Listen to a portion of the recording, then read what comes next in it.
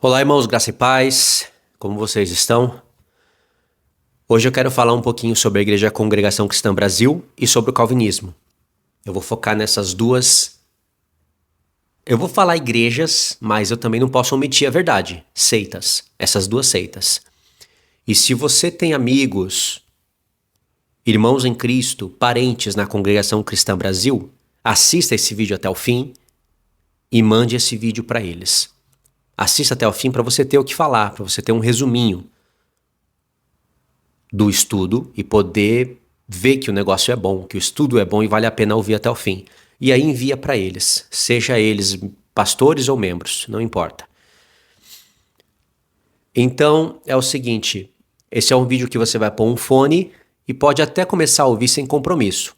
Mas antes de chegar na metade do vídeo, você já vai firmar um compromisso com o estudo, se você tem compromisso com a palavra de Deus. O estudo anterior a esse, eu falava contra o calvinismo e usei muito o profeta Isaías. Usei vários textos do Novo Testamento também. Tem parte 1 e parte 2. Vou deixar o link na descrição. Mas também tem a playlist do estudo contra o calvinismo. Se vocês quiserem ir junto também, vou deixar tudo no meu comentário fixo, que é melhor, de mais rápido acesso. Então é o seguinte, é um gancho com o estudo anterior, tá? Por isso que eu falei assim. Mas se você não assistiu o estudo anterior, não tem problema, pode começar com esse. Esse também aqui vai ser muito útil e não há necessidade de assistir o estudo anterior. Nós vamos ler muitos textos dentro desse vídeo, por isso que precisa de paciência. Eu estou gravando a tela do celular e o estudo vai ser feito nesse modelo. Não precisa olhar para a tela do celular o tempo todo, a não ser quando eu estiver anotando, escrevendo alguma coisa aqui, aí é bom vocês olharem. Tá certo? Os textos que eu usei estarão no meu comentário fixo. Se não estiver, é só vocês me falarem. Então, vocês estão vendo muitas pessoas migrarem de uma igreja para outra. Isso parece ser bom, já que uma igreja não tem palavra nenhuma e na outra já se usa muito a Bíblia. Na verdade, eu não sei o que é pior, ficar dentro da Congregação Cristã Brasil ou ir para o calvinismo. Entre uma e outra coisa eu fico em dúvida. Porque numa você é desmotivado a ler a Bíblia e até as coisas mais simples da palavra de Deus as pessoas não entendem. A outra distorce tudo. Então eu acho que o dano seria menor se você continuasse na CCB. Eu vou falar CCB para não ficar falando o nome dela inteiro toda vez. O dano seria menor, mas você ainda não vai estar no caminho da verdade se continuar na CCB. Pastor pode ser bonzinho, a membresia lá pode ser elegante, bonita, né? Véu, todo mundo com o véu separado para um lado, parece que é coisa bíblica, mas nada disso é palavra de Deus. Absolutamente nada do que eles fazem lá tem a ver com o evangelho. É uma seita. E aquele ancião que parece ser bonzinho, se levanta lá e prega a palavra de Deus. Se levanta lá e fala que você recebeu a mensagem e prega contra o que eles estão fazendo lá. Você vai ver que aquele ancião bonzinho vai virar um homem muito terrível na sua frente, a ponto que eles vão te tirar de lá à força. E lá você comete algum tipo de pecado, eles já falam que é pecado para a morte. Eles já tiram a pessoa de lá praticamente como jogando elas no fogo, quando não é pecado para a morte. Pode até ser pecado, mas não é para a morte. Então tudo aquilo ali, irmãos, é uma maquiagem. Pensa numa mulher feia. Ela é feia mesmo, cheia de buraco no rosto, igual a esses videozinhos que a gente vê no Instagram, aquela chinesa se maquiando. Às vezes até um homem vira uma mulher linda. Mas pensa nisso. Talvez você deve ter visto esses vídeos, né? Chega a ser até engraçado. Aquela mulher feia, velha e vira uma bonequinha. Então, isso é a Igreja Congregação Cristã Brasil. Tudo aquilo ali é uma maquiagem. Se jogar uma água pura ali, aí você vai ver a velha, envelhecida, cheia de ruga e mácula que tem ali dentro. Eu não vou esconder nenhuma palavra da verdade. Essa é a verdade. Eu não estou fazendo vídeo para agradar ou para me parecer bonzinho na frente dos outros. Eu estou fazendo vídeo para ensinar a palavra de Deus. Só que do outro lado, você vai ter um tipo de evangelho onde tem um poste ídolo levantado. É pior sim do que a CCB. Porque o diabo, ele é muito sagaz. O que ele fez? Ele usurpou a palavra de Deus, ele criou uma caricatura de Deus, mas que na verdade é um ídolo. A gente pode até dizer que é um demônio, porque o que tem por detrás do calvinismo é isso. Então tem um ídolo levantado dentro da igreja presbiteriana e na verdade eles apresentam um demônio para você. É um ídolo, mas também é um demônio. E as pessoas adoram esse demônio abertamente. E elas dizem que não, elas estão adorando o Deus do amor, o Deus que criou a Bíblia. Só que, irmãos, está na hora das pessoas começarem a acordar. Satanás prega a Bíblia. Satanás usa a Bíblia, usa o Antigo Testamento, usa Novo. Satanás fala da salvação de Jesus, fala da volta de Jesus. Satanás já entrou no meio da igreja e não é de agora. E tem profecias dentro do Apocalipse nos mostrando isso, que é inclusive uma das figuras mais enigmáticas do Apocalipse, é a besta da terra. Lá na besta da terra do Apocalipse, vocês vão perceber que aquela besta da terra, elas têm 2 chifres parecendo cordeiro, mas quando abre a boca, fala como dragão. Por que cordeiro? Cordeiro é o símbolo de Cristo no Apocalipse. Só que aqueles 2 chifres são reinos. E aquela besta totalitária, ela é bem enigmática, mas hoje eu já consigo explicar todos os aspectos dela, sem falhar em nenhum. E se tem mais coisas para explicar ali, eu ainda não conheço, mas o que eu conheço já explica muito bem a figura dela e o contraste dela com a besta do mar e a sua parceria. Já falei muito disso no canal. Aquela besta é formada de membros do catolicismo romano, da reforma, do judaísmo e do islamismo.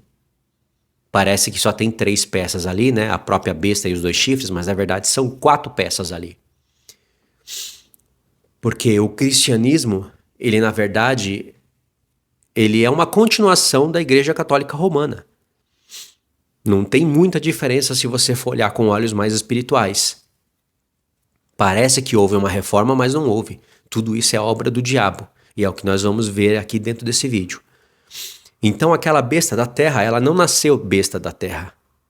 Ali nós estamos no estágio final dela, aonde ela ainda vai estar falando de Deus, de Jesus, do Evangelho, mas vai estar num nível tão distorcido que ela vai seduzir os habitantes da terra através de sinais que Deus vai permitir que ela faça para os habitantes da terra fazerem a imagem da besta, que é a besta do mar. Tá vendo quantos símbolos? E aquela besta da terra são formados de membros que hoje estão aqui no nosso meio. Ali é o estágio final. Se você voltar à história da besta da terra, você vai encontrar o cenário hoje. Igreja Congregação Cristã Brasil, Igreja Calvinista, Presbiteriana, você vai encontrar ali Testemunhas de Jeová, Mormons, toda essa seita que está aí usando o nome de Deus. Os que escaparem daquela besta da terra vão se tornar testemunhas de Deus na terra. Mas é muito difícil alguém escapar daquela conclusão, daquele desfecho, se as pessoas continuarem dentro dos templos achando que está servindo a Deus. Mas na verdade, a palavra de Deus chega a ser coisa vergonhosa para eles. Eles vão falar que não, mas apresenta a Bíblia como ela é para eles. Vai ser coisa vergonhosa, assim como quando Jeremias, Ezequiel apresentavam a palavra de Deus para o povo como ela é, para eles isso era vergonha. Eles furtavam as palavras de Deus, distorciam as palavras de Deus e criavam um outro evangelho para eles. E o calvinismo, ele apresenta um outro Cristo e um outro evangelho. Pode ter certeza disso. Se na igreja com CCB não apresenta nada, no calvinismo vai ter tudo ali. Se na igreja CCB os membros passam fome, lá na igreja calvinista você vai ter um banquete na mesa. Carne de porco, carne de rato, morcego, carne de cobra. Você vai molhar a garganta com Coca-Cola, com Fanta. É tudo isso daí que você vai comer e vai se fartar. Porque é isso que o diabo apresenta dentro da palavra calvinismo. E as pessoas negam isso. Mas olha só para o tipo de evangelho que eles pregam. E aí as pessoas saem de uma doutrina e vai para outra, pior ainda. Elas são levadas por vento. Inclusive é um texto que está aqui na tela e eu já vou começar a eliminar os textos já. Efésios 4, a partir do verso 13, diz assim: até que todos cheguemos à unidade da fé, do pleno conhecimento do Filho de Deus, à perfeita varolinidade, à medida da estatura da plenitude de Cristo. Para quê? Qual é o objetivo de tudo isso? Para que não mais sejamos como meninos, agitados de um lado para o outro. Aqui, ó, de um lado, CCB, para o outro, calvinismo. E levados ao redor por todo vento de doutrina, pela artimanha dos homens, olha essa palavra aqui, ó, artimanha dos homens, pela astúcia com que induzem ao erro. Vê que as pessoas estão sendo induzidas ao erro com artimanha, de maneira astuta. Aí Paulo contrasta aqui no verso 15, mas seguindo a verdade em amor. Será que o calvinismo prega a verdade em amor? Cresçamos em tudo naquele que é a cabeça, Cristo. Pronto, esse texto já foi. Será que o calvinismo prega o amor? Sim, quando eles vão evangelizar, eles pregam o amor. Eles chegam para vocês e para qualquer pessoa, com o fim de atrair essas pessoas para dentro da igreja presbiteriana e lá matar elas, eles falam: sabia que Deus tem um plano na tua vida? Sabia que Deus te amou antes da fundação do mundo? Ele tem um plano maravilhoso para a tua vida. É o doce chamado do Espírito Santo. Ainda que você diga que é cristão já, aí eles vão começar a fazer perguntas para vocês e para ver se vocês estudam a Bíblia, etc. Mas eles vão evangelizar. Seja o ímpio, seja a pessoa que já está numa outra igreja, eles vão levar estudos da carta de Coríntios, da carta de Romanos, e nisso daí eles já começam a atrair as pessoas para a igreja deles, porque são mensagens, não são qualquer pessoa, o diabo escolhe certinho, são pessoas que sabem falar um português limpíssimo, quase que não tem falha, pessoas que sabem colocar ali de maneira organizada todos os pontos na cabeça, assim como Calvino organizou os 5 pontos do calvinismo, que a gente pode se chamar de 5 pontos de um ídolo. Assim eles fazem, eles organizam tudo e começam a falar do amor de Deus, as pessoas começam a se sentir amadas, nutridas e vão lá para dentro e lá elas morrem. Mas na verdade tudo isso não passa de uma mentira. Sim, eles mentem tanto no evangelismo como lá dentro na hora de doutrinar. Porque no evangelismo eles não falam o plano real. O plano real do calvinismo seria esse. Deus, ele morreu só por um grupo específico de pessoas. Ele criou os homens, todo mundo estava condenado, se ele matasse todo mundo ele seria justo, mas aí aprouve o doce chamado do Espírito Santo chamar uma parte bem pequenininha e o resto, a grande maioria mesmo, ele vai lançar no inferno. Ele poderia salvar, isso seria muito fácil para ele, mas ele vai lançar no inferno só para mostrar que ele é Deus. Porque se ele não fizer isso, ele não tem outra maneira de mostrar que ele é soberano. E tem mais. Ele só consegue fazer isso se ele retirar o poder de escolha do homem.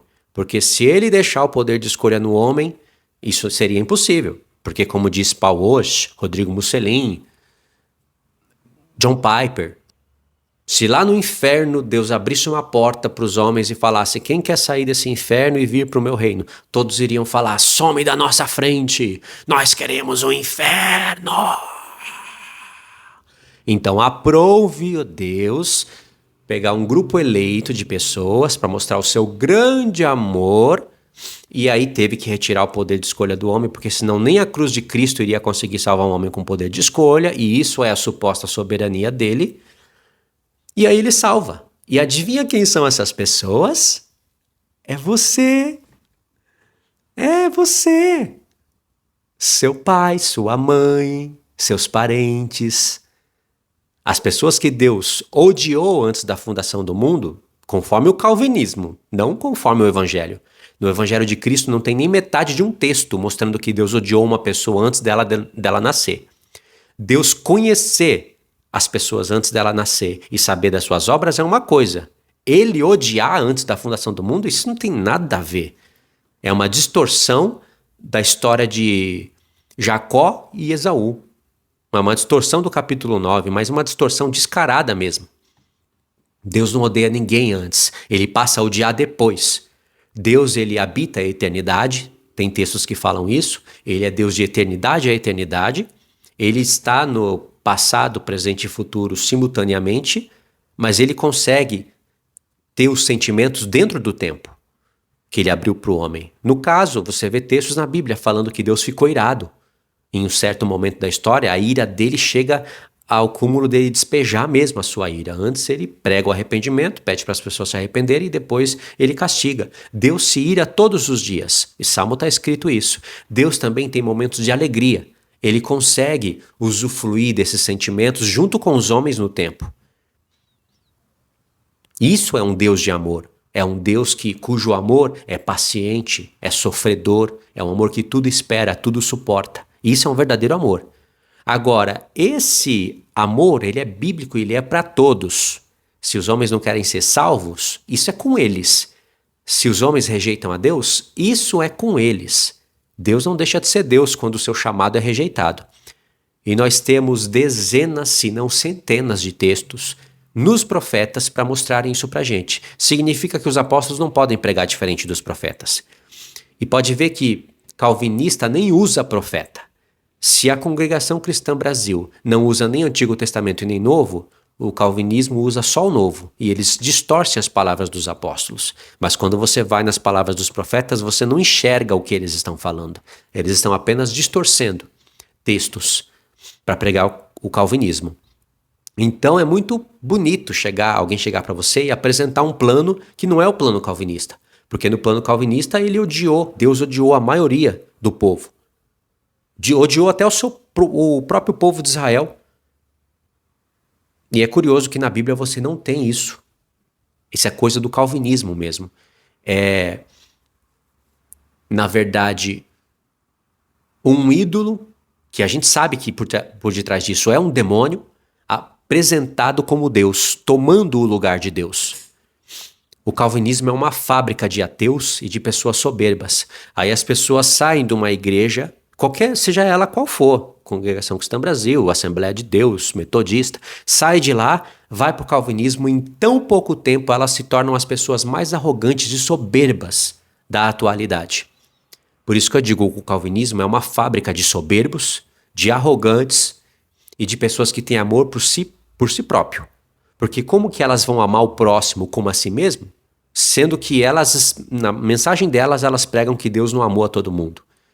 Se Deus não amou a todo mundo, pode ser que ele não amou o teu próximo no qual ele manda você amar. Aí a pessoa diz, mas nós não sabemos quem que são eleitos, quem que Deus amou. Temos que pregar para todos. Concordo, mas então prega o calvinismo como ele é. Prega para uma pessoa e também dentro da igreja. Como eu falei no vídeo anterior, eu sei que eu estou repetindo tudo, mas eu estou fazendo isso por paciência e por amor às pessoas da Congregação Cristã Brasil e outras. É por isso que eu estou repetindo tudo de novo. Não é por falta de material, não. A material aqui tem um monte. Então, prega o calvinismo como ele é, já que você não sabe quem que é o eleito, quem que Deus amou, e você tem que amar a todos quando Deus não amou. Deus sabe e você não sabe, então prega como ele é. Chega para a pessoa e fala, ó, Deus tem um grupo de pessoas que ele amou antes da fundação do mundo, eu não sei quem é, eu só sei que eu sou. Eu não sei se você é, mas eu sei que eu sou, porque eu sinto no meu coração que minha família foi amada e Deus não vai odiar os meus filhos, não. O meu neto, Deus não vai odiar o neto do Augusto Nicodemos. Deus não vai odiar a esposa do Hernandes Dias Lopes. Deus não vai odiar a família do pastor Paulo Júnior. Claro que não, nós fazemos parte da família dos eleitos. Mas eu não sei se Deus odiou você. Você quer descobrir se Deus te amou ou te odiou? Se Deus te amou, vem com a gente, você faz parte do nosso grupo. Agora, se você faz parte dos odiados, você pode se tornar membro, evangelista, presbítero, pastor. Não adianta. Se você não faz parte dos eleitos, uma hora ou outra você vai cair, quer dizer que você nunca nasceu de novo, você só passou por um tempo aqui. Você faz parte da igreja limitante e não da igreja triunfante. Você faz parte da igreja visível e não da igreja invisível. Você faz parte do chamado externo e não do chamado interno. Quem que fala isso?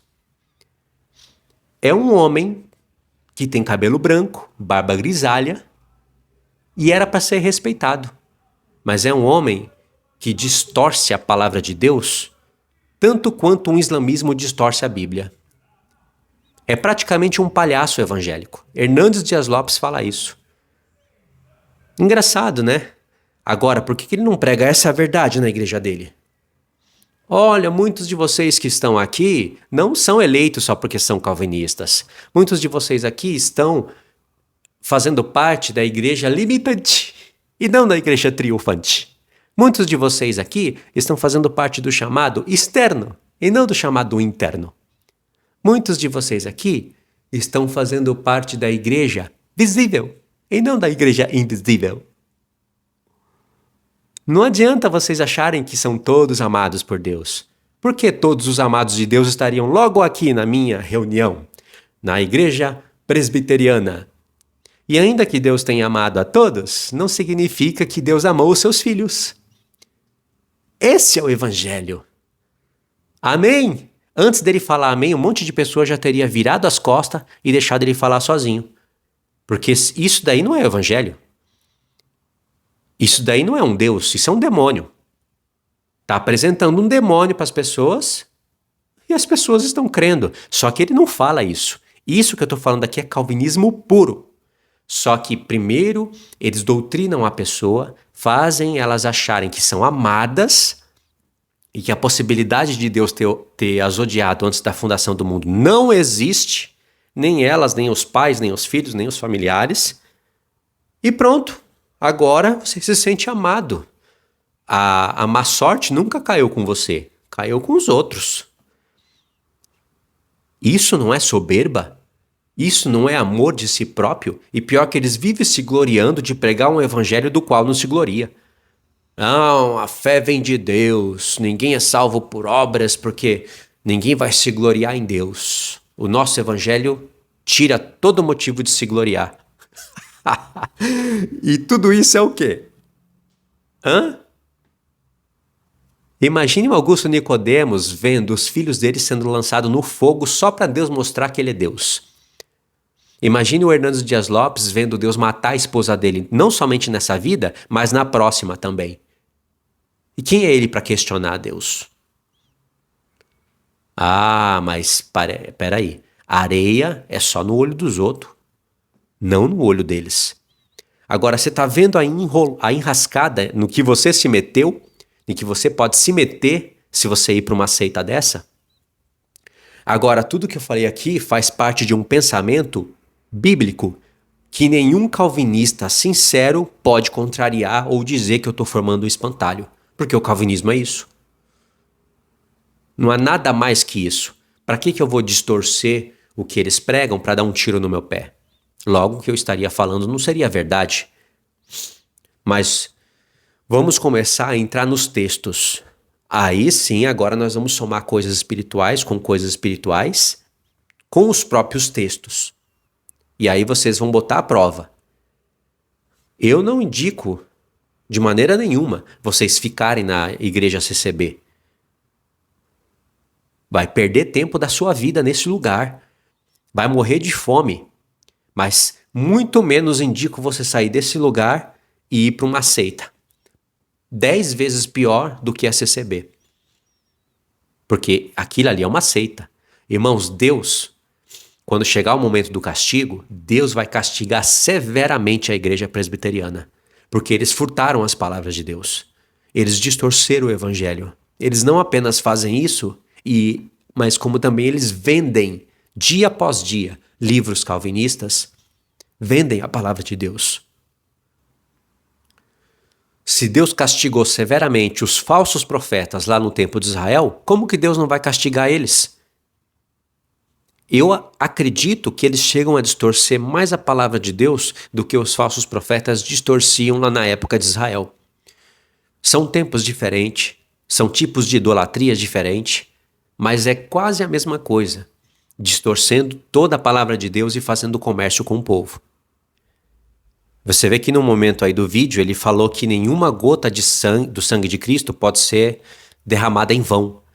E se Jesus morreu por todos e todos não são salvos, então o efeito do sacrifício da cruz é ineficaz. Irmãos, É tanta tolice e tanta coisa ridícula que eu chego até a me assustar. Como que um homem de cabelo branco e barba branca consegue ser tão estúpido e falar tanta besteira diante de Deus dentro de uma congregação? E como eu disse antes, por que ele não prega então todo esse efeito calvinista para os que estão ouvindo ele? Mas ele não pode fazer as pessoas que estão ouvindo acreditar que elas podem fazer parte dos odiados antes da fundação do mundo, dos não amados.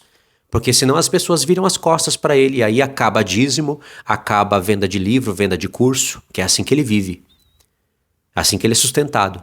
Mas ele tem que fazer tudo o que for possível e preciso para agradar o sistema teológico calvinista presbiteriano que ele vive.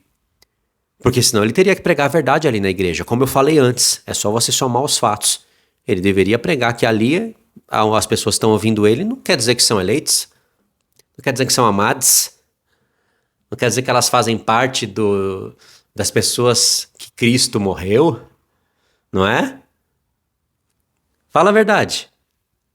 Ele nem aplica isso sobre a vida dele mesmo, ou da família dele. Então veja bem, vídeos como esse influenciam a muitos. Ele não falou isso só uma vez, somente essa vez, ele fala isso em vários vídeos dele. Muitas pessoas imitam o que ele fala, e aí as pessoas saem repetindo. Se Jesus morreu por todos e todos não são salvos, a morte de Cristo é ineficaz. E aí Cristo derramou sangue em vão. Será que a Bíblia concorda com isso? Quando os anjos, com seu poder de escolha, escolheram o diabo, ainda que não foi a maioria, mas escolheram, Deus deixou de ser Deus por isso? A vontade dele foi rejeitada no céu. A não ser que eles inventem que os anjos não tinham poder de escolha e que Deus tinha ali os anjos eleitos antes da fundação do céu. E tinha anjos que não eram eleitos. Veja bem, para eles não há limite. Quando Adão, que tinha o poder de escolha, escolheu comer do fruto do conhecimento do bem e do mal e não obedecer a Deus, Deus deixou de ser Deus? Mas parece que para Deus ser Deus e conseguir vencer o diabo, aí ele teve que olhar para suas obras e falar, peraí, o que eu estou fazendo não está dando certo. É melhor retirar o poder de escolha de todo mundo agora e escolher um grupinho para vir para o meu lado, porque senão Satanás pega todo mundo e aí eu perco. Esse é o Deus soberano deles, apresentando para vocês um outro Jesus, um outro evangelho. Vamos ver o que a Bíblia de verdade diz. Hebreus 1, do 1 ao 4. Havendo Deus outrora falado muitas vezes e de muitas maneiras aos pais, pelos profetas, nestes últimos dias nos falou pelo Filho, a quem constituiu o herdeiro de todas as coisas, pelo qual também fez o universo. Ele é o esplendor da glória, a expressão exata do seu ser, sustentando todas as coisas pela palavra do seu poder, depois de ter feito a purificação dos pecados, assentou-se à direita da majestade nas alturas. Veja que a purificação é a mesma palavra que lá no capítulo 9 o escritor de Hebreus vai usar como expiação, propiciação. E isso é com sangue.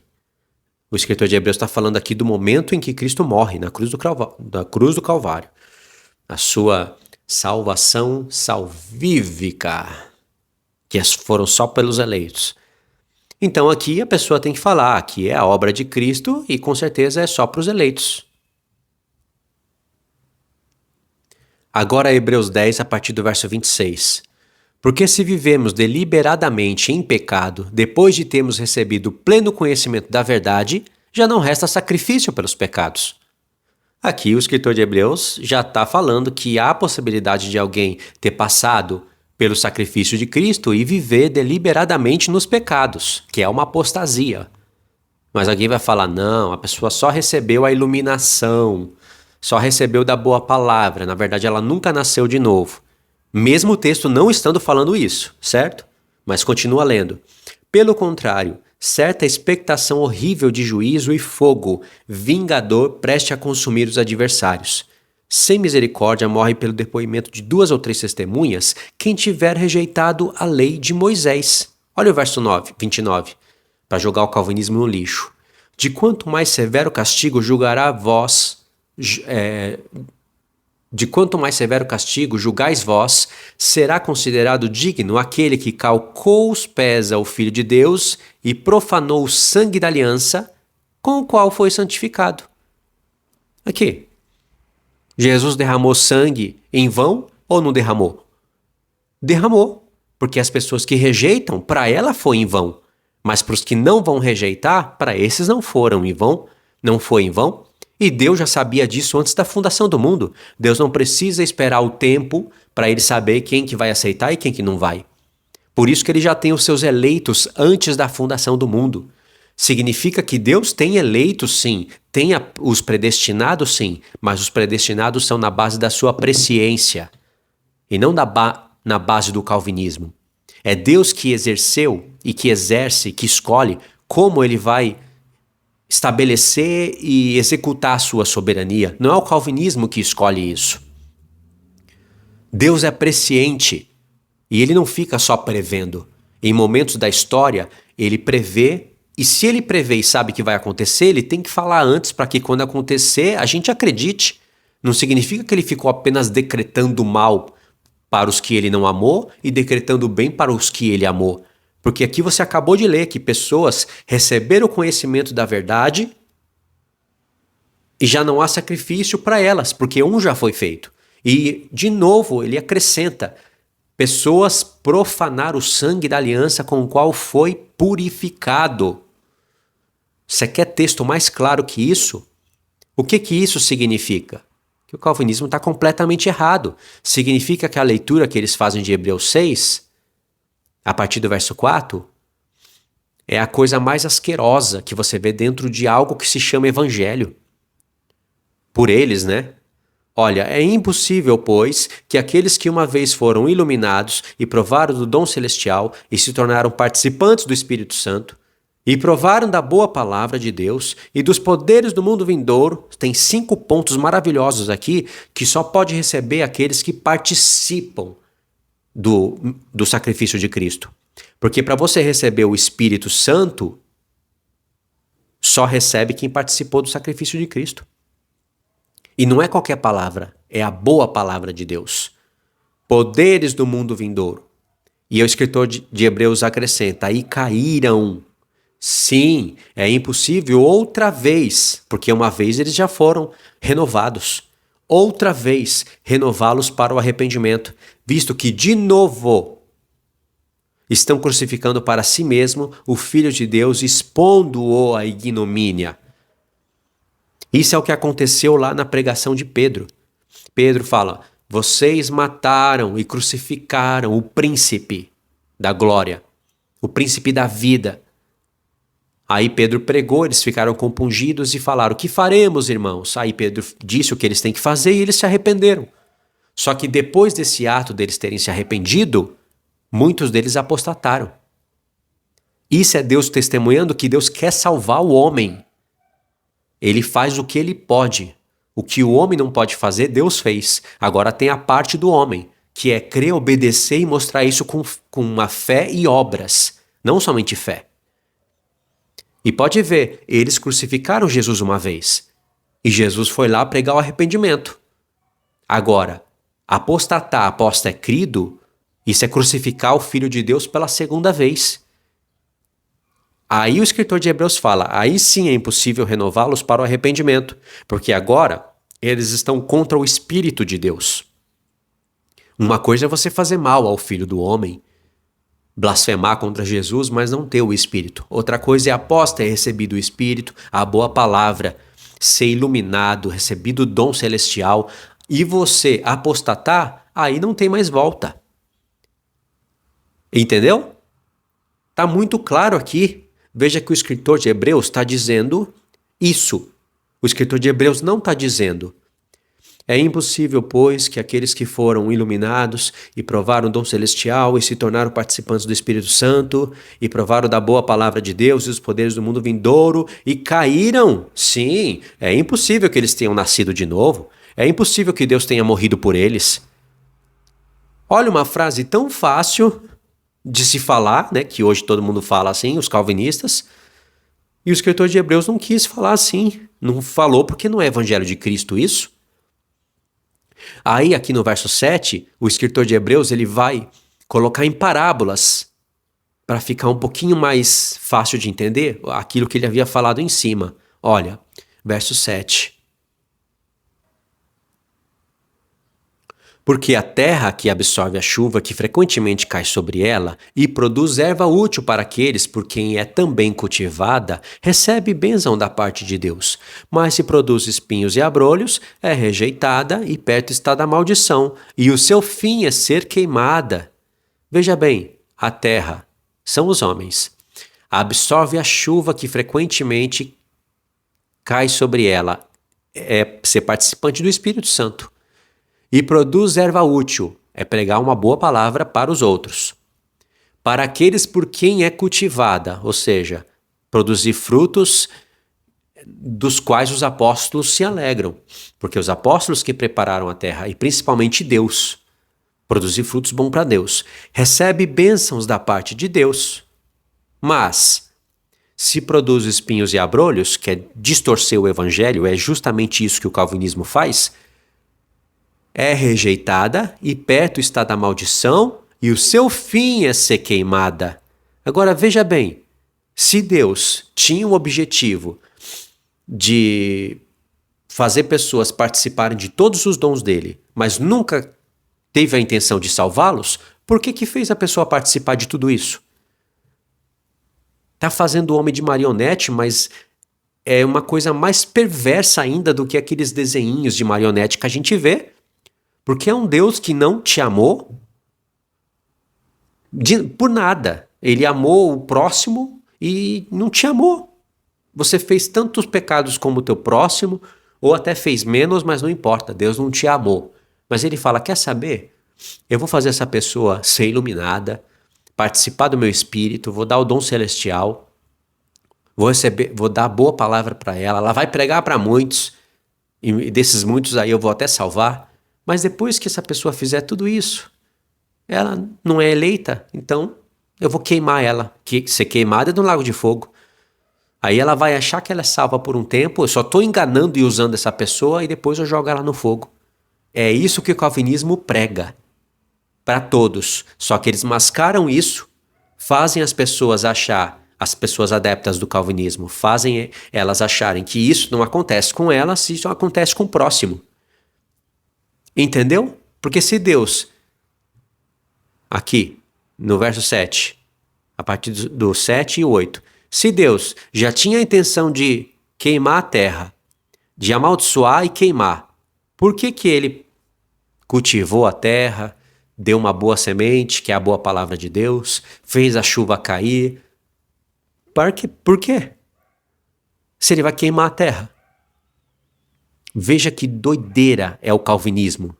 Então, a leitura do verso 1, do capítulo 1 e do capítulo 10 já mostra que Cristo morreu por muitos dos quais não haveriam de ser salvos. Deus sabia disso, mas Deus não vai deixar de morrer por todos. Mesmo Deus sabendo que uma pessoa não vai se salvar, para ficar de testemunho para o céu e para a terra, ele vai e chama o povo ao arrependimento. O sacrifício está aberto para todos. Se todos não vão morrer, se todos não vão aceitar, isso é problema das pessoas. Então, aqui já mostra aquele besterol que o Augusto Nicodemos vive falando nos púlpitos, que o sangue de Cristo não pode ser derramado em vão. Tem que ser derramado somente pela igreja presbiteriana, praticamente, né? Agora nós vamos finalizar o vídeo dentro do livro do profeta Jeremias. E aí sim, quem não ficar escandalizado com o calvinismo após ter ouvido tudo isso, realmente não há salvação para essa pessoa. Não há, porque a pessoa ela é amante de si mesma. Ela abraçou o outro Cristo, abraçou o outro evangelho e pronto. É o coração mau dela. Ela usurpou todas as palavras de bênção e trouxe para a vida dela. E tudo que é maldição ela lançou para o próximo. Só que na hora de evangelizar ela mascara isso. Jeremias capítulo 2, a partir do verso 12. Espantai-vos disto, ó céus, horrorizai-vos, ficai estupefados, diz o Senhor. Por que Deus está convocando os céus aqui? Porque lá em Deuteronômio 30, ele colocou os céus e a terra como testemunhas de que ele colocou o bem e o mal, a bênção e a maldição diante de Israel. E nem tinha vindo Cristo. E diz: escolham o bem para que viva. O céu e a terra é testemunha disso. Não tem uma só opção, tem duas. Se Deus tem uma classe de eleitos, no sentido do calvinismo, não no sentido bíblico. Se Deus tem um plano predestinado, no sentido calvinista, não no sentido bíblico, em que só os eleitos vão crer e aqueles que não são eleitos não vão crer porque Deus impediu essas pessoas de crerem, então para que tomar céus e terra por testemunha disso? Não tem que testemunhar nada. Tem que ter testemunha quando a salvação é apresentada para você e há condição de você rejeitar. Aí sim tem que ter testemunha. Porque Deus sim tem eleitos, tem um plano predestinado, mas dentro desse plano predestinado tem a presciência de Deus, que é o que Pedro fala. Se eu lembrar desse texto, nós vamos ler. E os calvinistas distorcem esse texto, mas distorcem tanto que eu penso que esse povo realmente não faz parte do povo de Deus. Uma pessoa que chega a fazer o que faz com o texto de Pedro, jamais conheceu a Deus, uma pessoa dessa, mas está distorcendo na cara dura. Então Jeremias aqui está falando da parte de Deus e Deus já convocou os céus e está falando com a terra, suas duas testemunhas. Porque 2 males cometeu o meu povo, a mim me deixaram e o manancial de águas vivas e cavaram cisternas rotas que não retêm águas. Quanto mais texto a gente for lendo, mais feio vai ficando a mensagem calvinista. Olha o 17. Acaso tudo isto não te sucedeu por haveres deixado o Senhor teu Deus, quando te guiava pelo caminho? Agora, pois, que lucro terás indo ao Egito para beberes as águas do Nilo, ou indo à Síria para beberes as águas do Eufrates? A tua malícia te castigará e as tuas infidelidades te repreenderão. Sabe, pois, e vê que mal e quão amargo é deixares o Senhor teu Deus, e não teres temor de mim, diz o Senhor dos Exércitos. Essas palavras de Deus aqui só seriam verdadeiras se ele realmente estivesse querendo salvar o povo. Verso 20. Ainda que há muito quebrava eu o teu jugo e rompi as tuas ataduras, dizias tu: não quero servir-te, pois em todo outeiro e alto e baixo de toda árvore frondosa te desviavas e te prostituía. Agora aqui está o texto aonde você sela tudo o que eu estou falando. Ninguém pode mudar isso, ninguém estando em bom senso. Eu mesmo te plantei como vide excelente. Pronto, aqui está o testemunho de Deus. Uma coisa que Deus faz excelente, não tem coisa ruim. Ele plantou excelente, deu leis, e agora ele está cobrando do povo. Antes de enviar um castigo e fazer com que os cadáveres deles fiquem espalhados por toda Jerusalém, por toda a face da terra, dado para as aves do céu, ele está clamando o arrependimento. E verdadeiramente ele deseja isso. O fato dele saber que a maioria não vai se arrepender não anula o fato que ele quer que as pessoas se arrependam. E por isso que tem testemunhos, céus e terra, por isso que tem livros sendo escritos. Então ele diz: eu mesmo te plantei como vide excelente, da semente mais pura. E aqui serve também para o Novo Testamento, não só para o Antigo. Vários momentos aqui de Jeremias 2, 3, 4, 5, 6, 7, 8, 9, 10, que é até o momento que eu separei, você vai ver Cristo em todo momento aqui. A semente mais pura é Cristo. Aqui vem a pergunta de Deus: como, pois, te tornastes para mim uma planta degenerada, como de vide brava? Deus quer saber. Ele não está perguntando porque ele não sabe ou porque ele foi surpreendido. Isso é para ficar de testemunho. Ele falou para o céu se espantar disso. Ora, se Deus plantou o povo com uma semente mais pura e coisa perfeita, e esperava que ela desse bons frutos, Como que ela se tornou numa videira brava? Deus sabe como. Pela apostasia, pelas prostituições, por outros ídolos. Mas se ele havia predestinado esse povo para fazer isso e não havia escolhido esse povo para ser salvo, então como que ele vai fazer essa pergunta? Como que vocês agiram assim? Obviamente que no dia do tribunal vai ser testemunhado isso contra Deus. Ué, você está esperando que a gente faça coisa boa quando a gente não faz parte dos eleitos? Que doideira é essa? Aí sabe o que Deus vai fazer? O Deus calvinista, né? Cala a boca!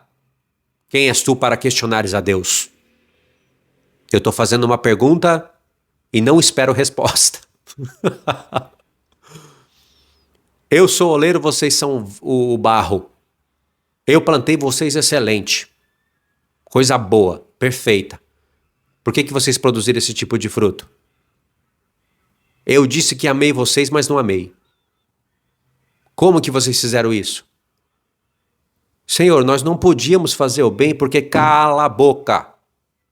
Vai ser assim. Esse é o tribunal calvinista. Pode ser engraçado, né? Pode ser irônico, mas é verdade. Jeremias capítulo 5 diz assim: Dai voltas às ruas de Jerusalém, vede agora, procurai saber, buscai pelas praças, a ver se achais alguém, se há um homem que pratique justiça ou busque a verdade, e eu lhe perdoarei a ela. Hã? É como se Deus tivesse falado para Jeremias: Jeremias, vai lá, tenta encontrar. Você não vai encontrar ninguém, porque eu decretei tudo isso. Eu vou trazer um mal sobre essa cidade pelo meu decreto. Veja como seria a mensagem calvinista lendo os profetas no formato calvinismo. Iria ser horrível, né? Mas não é isso que Deus está falando. Olha o verso 2. Embora digam, tão certo como vive o Senhor, certamente juram falso. Ah, Senhor, não é para a fidelidade que atentas os teus olhos? Tu os feristes e não lhes doeu, consumiste-os e não quiseram receber a disciplina. Endureceram o rosto mais do que uma rocha, não quiseram voltar. Veja que o endurecimento de coração, o endurecimento do rosto está aqui presente no livro do profeta Jeremias o tempo todo. Se eu for pesquisar aqui, dureza de coração, no campo de pesquisa, vai sair um monte de texto. E veja que não é Deus que endurece o coração do homem no sentido calvinista das coisas, porque o sentido calvinista sempre é deturpado. No sentido calvinista, Deus endureceu o coração de Faraó para ele ser mau. Ou seja, se Deus não tivesse endurecido, Faraó não seria mau, mas como endureceu, Faraó se tornou mau. Irmãos, antes de Deus endurecer o coração de Faraó, Faraó já estava lá no Egito como um diabo, botando todo Israel debaixo de escravidão. O endurecimento de coração é quando, da parte de Deus, é quando ele usa a soberba do homem. É quando o homem não quer obedecer às instruções claras, quando a justiça é posta diante dele e ele endurece o coração por causa da soberba. Veja que Faraó não queria perder para Deus de maneira nenhuma, mesmo Deus mostrando para todos que ele não era páreo para Deus. A dureza de coração que Deus colocou em Israel e cobra lá no futuro pelo apóstolo Paulo é no mesmo sentido. Israel era ruim, não queria ouvir os profetas. E aí quando Deus começa a falar dos juízos e castigos que vão vir sobre a cidade que eles idolatravam, eles ficam duros. Eles acham ruim isso. E Deus sabe emitir uma palavra numa pessoa de coração duro, e aí o coração dela se endurece mais ainda. Porque você não pode dizer que Faraó não tinha o coração duro antes de Deus endurecer. Você não pode dizer que o povo não tinha o coração duro antes de Deus endurecer. Então o endurecimento de coração que está na cabeça de muitos não é o endurecimento de coração que Deus faz. Pode ver como que o coração de Saul foi endurecido. Quando ele escutou as mulheres do povo cantando e engrandecendo mais a Davi do que ele. Mas Davi era maior do que ele, só que ele não queria aceitar. Como que Deus endureceu o coração? Lá no tempo de Neemias, Neemias fala para o povo não endurecer o coração como o faraó endureceu. Foi Faraó que endureceu o seu coração. O plano que Deus armou é porque Deus estava por detrás disso. É só você buscar os textos, para você entender o que eu estou falando, é só você buscar os textos aonde Deus fala que vai endurecer o coração de Faraó e ver como que Deus endureceu. Não é como no caso do calvinista, que ele retira aquele texto de todo o contexto, eles não querem nem saber de qual foi a história, de como foi, e eles acham que o que Deus fez com Faraó, ele faz com qualquer um hoje. Se Deus endureceu o Faraó, ele pode endurecer qualquer pessoa. Só que essa qualquer pessoa nunca é ele, nunca é ela, nunca são eles, sempre são os outros. Aí que está a perversidade deles, o coração malvado deles. Então Deus ele pode endurecer o meu coração, não no sentido de que se ele não endurecesse, eu seria bom e iria crer nele, não é isso. Ele endurece o meu coração se eu estiver agindo com soberba. Antes de Deus endurecer o coração de alguém, essa pessoa já endureceu o seu coração antes. E é lógico que Deus prefere antes o arrependimento. Pode ver que Deus endureceu o coração de Israel. Paulo fala, o endurecimento veio para Israel até que haja entrada a plenitude dos gentios. E eles nem sequer imaginam o que Deus está falando por detrás disso. Deus endureceu o coração de Faraó e endureceu. Endureceu. E por que Paulo está falando isso? Porque ele vai falar do endurecimento, do mesmo endurecimento do coração de Faraó, estando no coração do povo. O mesmo povo pelo qual Paulo estava orando. Ele fala em Romanos 10 que ele estava orando por aquele povo que Deus endureceu. Ora, se Deus endureceu e não predestinou e não amou, Paulo está orando para que eles sejam salvos, por quê? Paulo é doido? Aí alguém vai dizer, não, é que ninguém sabe quem que é o eleito, então no meio dos endurecidos tem os eleitos, tem que pregar para todos. Mas não é isso que Deus fala, não é isso que Paulo está falando e não é isso que está no texto. Paulo está falando pelo fato de terem sido eles rejeitados, endurecidos. Paulo está falando desses. É desses que Paulo ora. Porque Paulo sabe que a dureza de coração que estava no coração deles, Deus colocou quando confrontou eles. Mas antes do confronto, Jesus pregou arrependimento. Já que eles não querem se arrepender, então Deus endurece o coração. Para que aí venha castigo. Porque aí Deus mostra para todos que realmente há soberba no coração de tal pessoa e ela não quer mudar. E isso é um Deus justo e verdadeiro. Entendeu? É o homem que endurece o seu próprio coração antes de Deus fazer qualquer coisa. Essa é a verdade. Porque senão pode se colocar no meio dessa mensagem aí. Você que é calvinista, isso serve para você também. Deus te iluminou por um tempo, meu amigo. Você está com a boa palavra agora só por um tempo. Você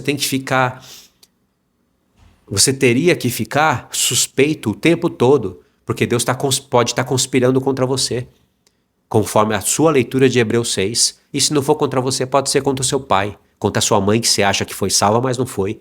Ela só está participando durante um tempo aí do evangelho, está com a boa palavra, foi iluminada, mas Deus nunca quis salvá-la.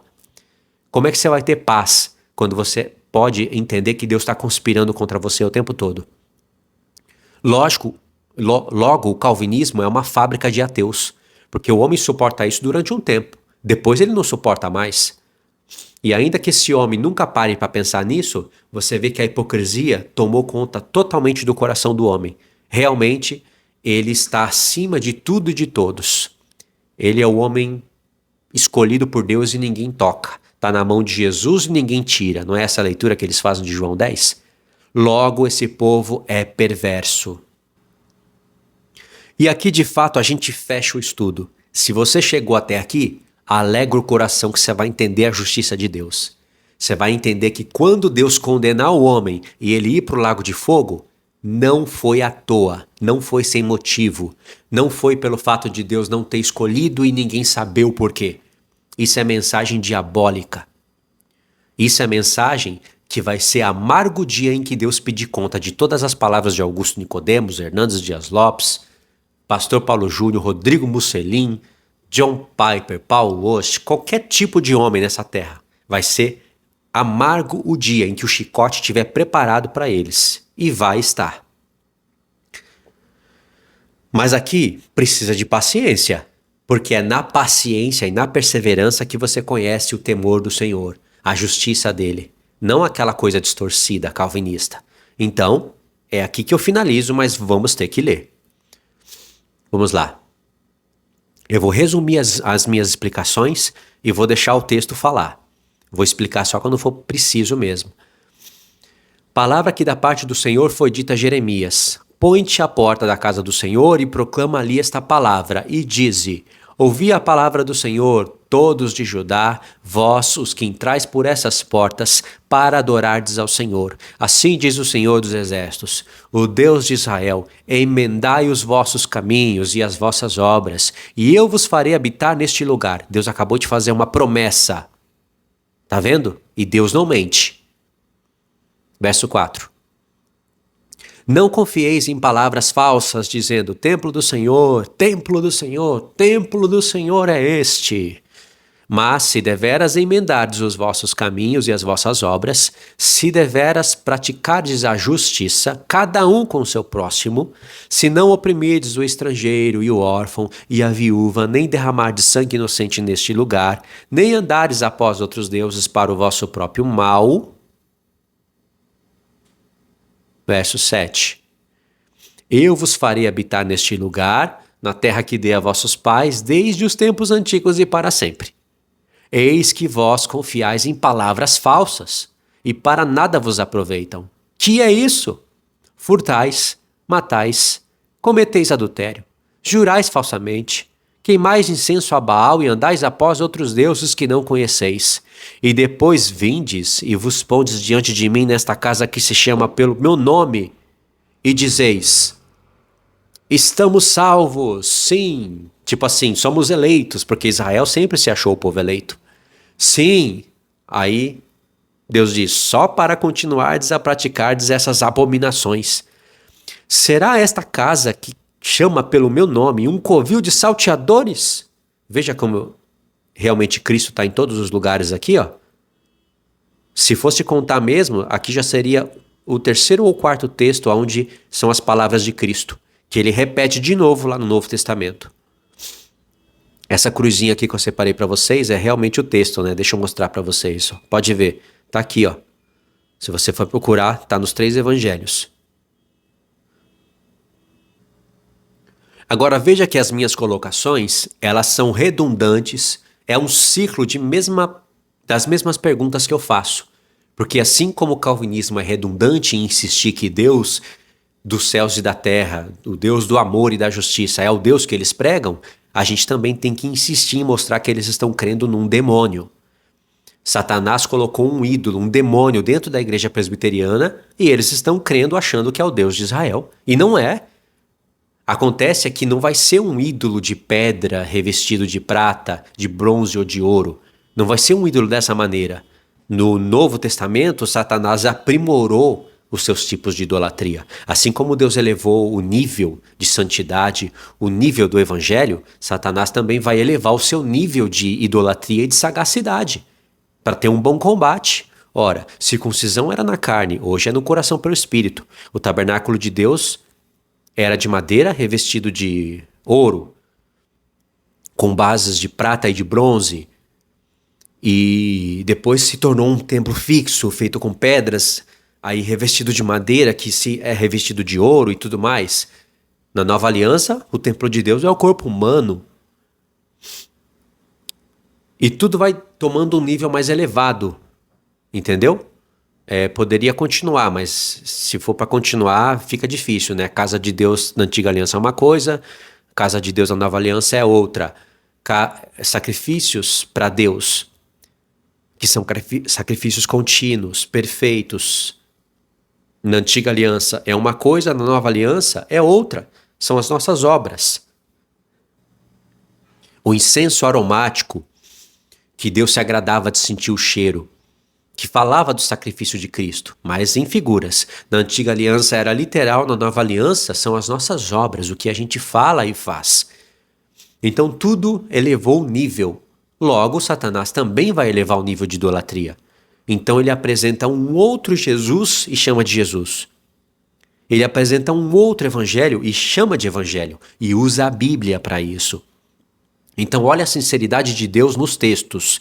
Mas ide agora ao meu lugar que estava em Siló, onde no princípio fiz habitar o meu nome, e vede o que lhe fiz por causa da maldade do meu povo. Não é por causa de que ele decretou e predestinou e não amou.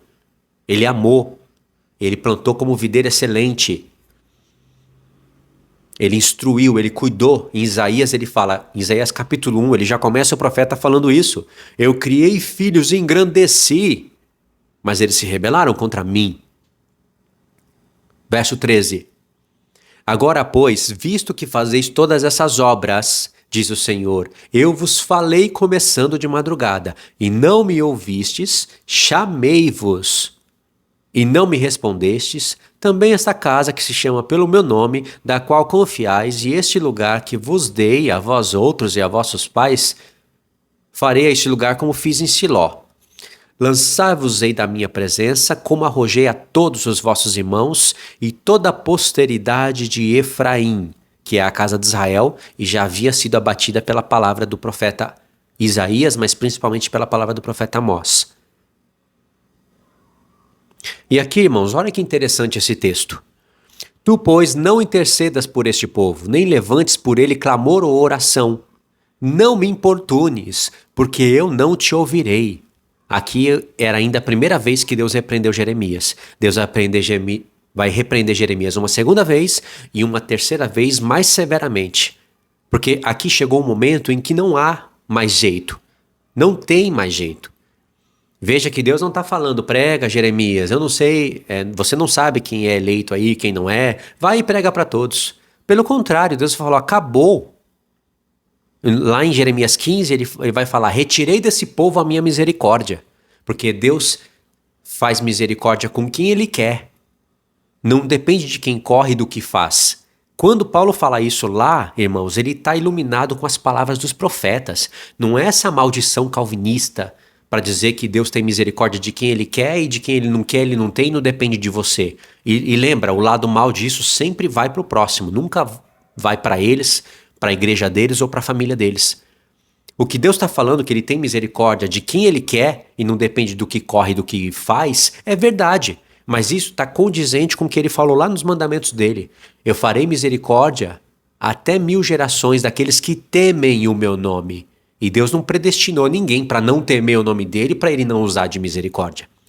Jesus foi muito sábio quando Ele disse, sede misericordiosos e alcançareis misericórdia. Deus não está falando, vocês só vão ter misericórdia porque Deus foi misericordioso.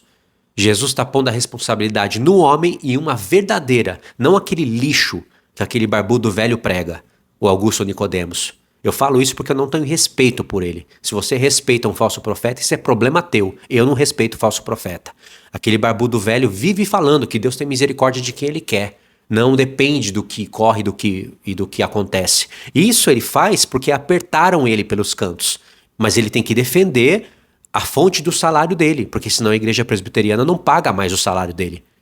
Então veja, quando eles começam a ser questionados, o que eles vão fazer? Eles vão levantar a bandeira de Romanos 9 e vai falar, quem és tu para questionares a Deus? Quando alguém fizer isso com você, irmãos, você fala assim, abaixa essa bandeira aí e larga a mão de ser hipócrita, porque eu não estou questionando a Deus. Eu estou questionando você, não a Deus. Hipócrita. E quando Paulo usou esse texto lá em Romanos 9, quem és tu para questionares a Deus? Paulo não está falando de uma pessoa que vai se achar injustiçada de ter sido reprovada antes dela nascer e ela vai querer questionar a Deus e Deus vai calar a boca dela com essa pergunta. Paulo está se colocando no lugar de um judeu que se achava eleito, mas que já tinha um plano para a salvação dos gentios lá em Abraão, que é o contexto da epístola de Romanos todo. E aí esse judeu vai falar, mas não é justo isso, o gentio agora vai entrar para a salvação, Deus agora rejeitou o seu povo, agora é o gentio que vai ser salvo? E a lei de Moisés, eles nem estão sendo circuncidados. Essa é a indignação que Paulo coloca ali como um ser imaginário, mas deixa a gente entender que são os judeus fazendo perguntas. Aí vai ter uma pergunta lá em Romanos 9, mas se isso é assim, se Deus tem misericórdia de quem Ele quer e de quem Ele não quer, Ele não tem, do que se queixa Deus ainda? Quem resistiu à sua vontade? Irmãos, quem está fazendo essa pergunta é o personagem da carta, o judeu que não aceita a salvação do gentil, a não ser que esse gentil se circuncide, guarde toda a lei de Moisés, mas fazendo isso depois de Cristo é anulação à obra de Cristo. Antes de Cristo tudo bem, era uma lei de Deus. Quem não fizesse isso não entra em aliança com Deus. Mas depois de Cristo, irmãos, já havia textos nos profetas falando de uma mudança de lei. Então os judeus ficavam inconformados. E é o judeu que está fazendo essa pergunta. Não é o cristão de 2022, 23, o arminiano ou o calvinista indignado. Os calvinistas não conhecem nada disso, então eles distorceram Romanos 9 e acharam que Romanos 9 é a coluna deles.